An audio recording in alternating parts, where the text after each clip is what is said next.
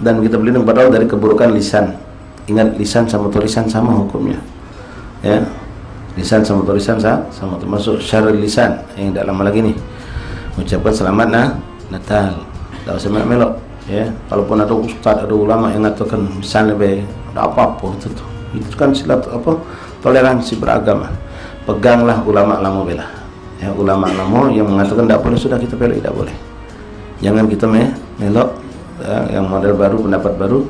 Dari dulu ulama salaf mengatakan itu tidak ada kebaikan. Ada yang mengatakan haram, ada yang mengatakan bahkan menjadikan kita keluar dari Islam, ya. Kalau dibarengi dengan keyakinan membenarkan Natal itu sebagai hari lahirnya Yesus sebagai anak Isa sebagai Tuhan.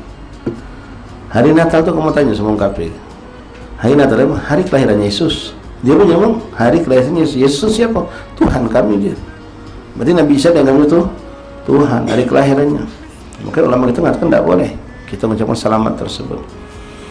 Nah, ucapan sama tulisan sama, ya. Aku tidak mengucapkan cuma tulisan baik selamat Natal dan tahun baru, mau tulisan baik ucap tidak, ya, sama hukum tulisan dengan Natal dan ucapan itu kita harus hindari. Min syarri lisan, lisannya sumber segala macam bala, kebanyakan dari lisan. Al bala muakkalun bil mantik.